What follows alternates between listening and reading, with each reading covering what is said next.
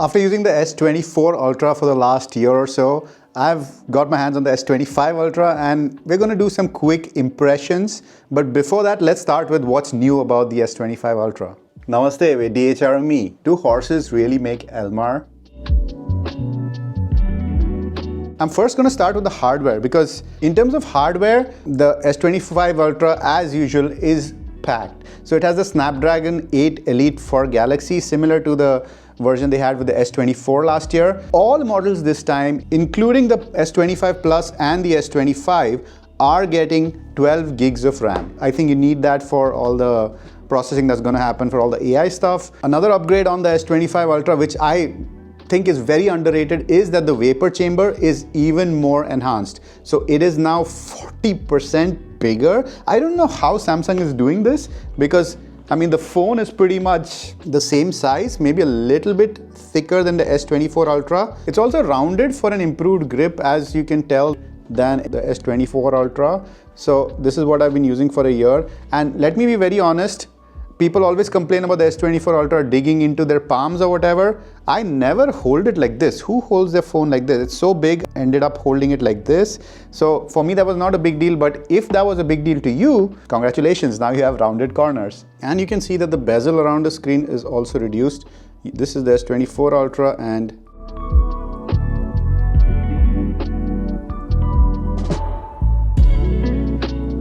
I must say that Samsung, one thing is kind of misleading is this is definitely lighter, the S25 Ultra. The S24 Ultra is certainly heavier, but I don't think it is thinner. It was kind of advertised to be thinner, but I think the S25 Ultra is a little bit thicker. Now, I'm not saying this is the end of the world. Definitely seems a little bit thicker. And a second thing you do notice is that these are significantly lighter. Even though this was also titanium, this is significantly lighter. Since it was light, one of the doubts I had was, are they going to compromise on things? The cameras are upgraded, we'll talk about that. And they have not compromised on the S Pen, at least the presence of an S Pen. Let's check. What I can't seem to do is like the air camera thing. So if you have a camera and you press the button, it doesn't seem to be able to take pictures. So I'm not quite sure what's going on there.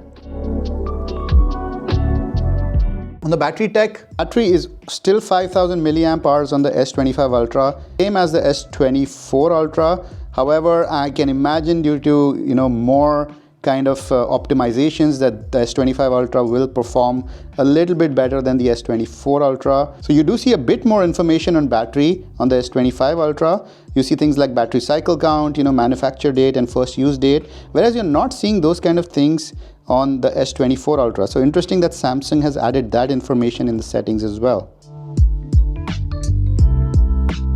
Now, in terms of screen, I think the S24 Ultra had a gorgeous screen. Let's go to the settings though and verify that for ourselves. So we have settings, display, and we have settings. Okay, we're going to put both on light and we're just going to compare. So this is S25, S24, motion smoothness. Let me make both of them adaptive. There is no extra brightness enabled as far as I can see, but this is definitely brighter. Then you have the eye comfort shield, adaptive color tone, screen mode, maybe this is vivid, that could be a thing. This is natural, but no, both are still, there's significant difference in brightness.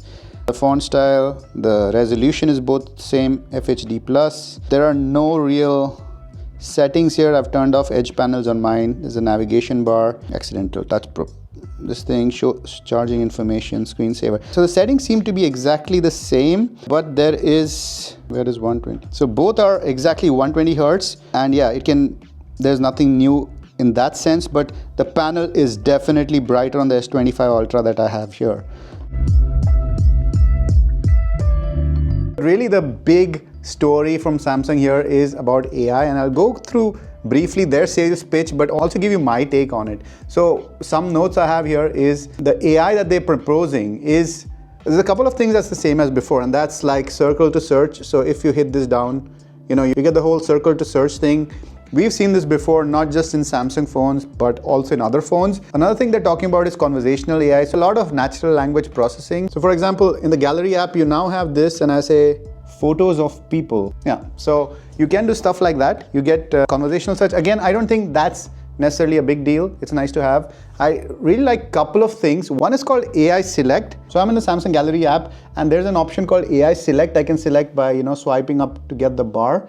I press this and there it goes. It's gonna look at what's on screen and I'm gonna just select my face. And the difference between AI Select and Circle to Search is AI Select is supposed to be more fun and entertainment kind of stuff.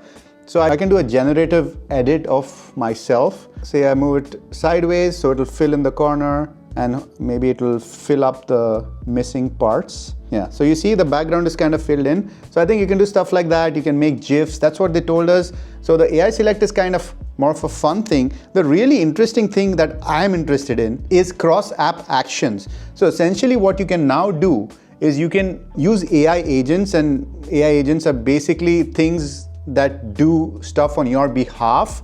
So for example, I could say something like, find vegan restaurants in the neighborhood and send a message to the number 121. Okay, that doesn't work. Can you look for the match schedule of the Indian cricket team and add the next match to my calendar? That's not working either. So how cross-app actions works is basically I can do a Google search, say of my favorite sports team, and I put the next game that they have in my calendar. So those are two separate actions, right? Searching and adding to calendar. So there is interaction between those two apps. Or I could look for a certain restaurant and message somebody I know about that restaurant. Those are the examples that kind of came up in the presentation, but I can think of far more things. So things like actually making reservations, so looking for a restaurant, making reservations. So that whole, rabbit model where AI is actually acting like your concierge. I think we are far from that. And the main reason for that is not all apps work with this cross-app action stuff. So all the Google apps work with it. There are some Samsung apps that work with it. So calendar, notes, clock, the phone. So you can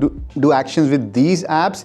And there are some third-party apps that work with it. And at least here in the Netherlands, they told us it's Spotify and WhatsApp. So these are two pretty important apps for me, at least living here. So that's good to see. Like for example, I could search something on Google Maps, maybe your traffic information, and I can send that message as WhatsApp to somebody I know. So it's very easy to do it with just one voice command. In addition, there are these personalized AI things, which personally I'm not too crazy about. But for example, you have a brief. So here you can see there's a midday brief because afternoon right now. And what it does is it gives you kind of an overview of your day. So what you're seeing here is the weather. So, but based on your activity, it's going to learn what you do, where you go, and try to give you more, up-to-date notifications. Samsung told us that this is a local model, more or less, on device, and it's a Samsung model. It's not using Google's AI model for this. And it will change depending on your time of day. So in the morning, you get a morning brief of what kind of, calendar activities you have. In the evening, you might get a summary of your day. Hey, you did this and that day. You want to switch off the lights using smart things like that, and maybe activities for the next day. There's also a now bar, and this is as far away from dynamic island as a name can get, but it is kind of the same idea. There's some dynamic data there, your flights and a match that's going on or things like that. And it's on the lock screen only, and I believe it can also be a widget. In terms of privacy, Samsung told us there's a lot of stuff that happens on device, and there's also a setting in the apps that I just noticed. You could actually use it to process data only on device, so it never leaves your device and goes to the cloud. So that's nice that Samsung's doing that. I think then you get limited functionality, of course. Oh, another interesting AI feature, you can ask it in the settings to change text size or brightness, and you don't have to dig through the menus. It'll throw up the right option right away. And then you have transcribing and summarizing of calls. You can listen to web page summaries in case you can't read very well or you have a disability preventing you from that. You have writing assist, of course the photo editor stuff. So there's quite a bit of AI here. Some of it useful, some of it not. And of course it comes with one UI 7 out of the box, and you have a bunch of things here. You can change your folder size. You have the now bar, which is part of one UI 7, so ideally should be coming to older phones as well. You have grouping of alarms, which is kind of cool. You can put a few alarms together, which I always have a problem with the 1,000 alarms in my phone. There's a smooth zoom slider added for videos. You can seamlessly zoom in and out while recording with the smooth zoom slider. There's also save exposure settings for each mode. So even if you switch to a new mode and come back, the exposure settings are there. Then there's expert editing options with log video. If you're a content creator or just somebody who likes to, play around with video, this is a nice one to have. And there's a bunch of other things like that. You can do collages, auto trim videos. There's a bunch of features in One UI 7 that let you access that. And then we move on to the cameras. In terms of specs, there is definitely a change. There's a new 50 megapixel ultra wide camera because the older one was 12 megapixels. So that is gonna definitely improve ultra wide shots. Well, it should improve ultra wide shots, otherwise Samsung won't put a new sensor in there. So let's see how that comes up. Other than that, there's a 200 megapixel wide like last time. There's a 50 megapixel tele, and Samsung promises better macro shots, 4 times more details in the macro shots, they say. We'll have to test that claim for ourselves. And Samsung's wonderful portmanteau, nightography, continues, and now we have nightography video. Now, irrespective of how you like the term or not, they do claim that video in low light is much more improved with more noise reduction and things like that. Also 10-bit HDR for those of you who find that important. There is also audio eraser, which I'm really curious to try out as an audio channel on DHRME, because it can remove different types of noise. You can select and you can kind of tune them out. So I'm really curious to see how that works. I think these are all Samsung models as far as I can see. We were not allowed to take any camera samples, guys, because this is still like not production software. So obviously Samsung's being extra careful on that. But stay subscribed for the full review, because we are going to do our best to put the new S25 Ultra camera through its paces, and let us know in the comments with what would you like this camera compared. Should we compare it with an older phone? Should we compare it with the S24 Ultra, or just a completely different model? Let us know your thoughts. Now the S25 Ultra starts at a whopping 1,449 euros here. The base model of the S25 Ultra has 256 gigs of storage. All S25 models have 12 gigs of RAM, so that is now standard across the board, whether it's the smallest S25 or the S25 Plus. And the prices go up from 1449 to 1569 to 1809 for the 1 terabyte model. So those are the prices. We are really keen to put this through its paces. I really like the design. I think Samsung has done very well on the hardware front. Performance is something we have to test, especially the cameras, because that can be more variable. I'm sure that the processor, hopefully with the new vapor cooling chamber, is going to be much better than the S24 Ultra. So that was our first look at the Samsung Galaxy S25 Ultra. Let us know if you have any more thoughts, comments, anything you wanted to see tested. So guys, we did get access to these phones at a Samsung launch event, but we haven't got any review samples or anything. So thanks to Samsung for that, but a bigger thanks to all of you guys and our wonderful patrons and members. Kevin, you want to tell them who they are? Thanks to you guys, our subscribers, but an even bigger thanks to our patrons and members who support us financially. We have 4 tiers, so if you guys want to get in on the action, check out the link in the description. 4 tiers, like I said, you got Popsicle, Icicle, and these lovely tested folks. And our very special thanks goes out to our Fuckman tier, the highest tier. So a big thanks to Rachel, Gamma Panda, and Paula. Thank you guys extra much. You've been left unimpressed with the impressions, and we've been DHRME. Dewey.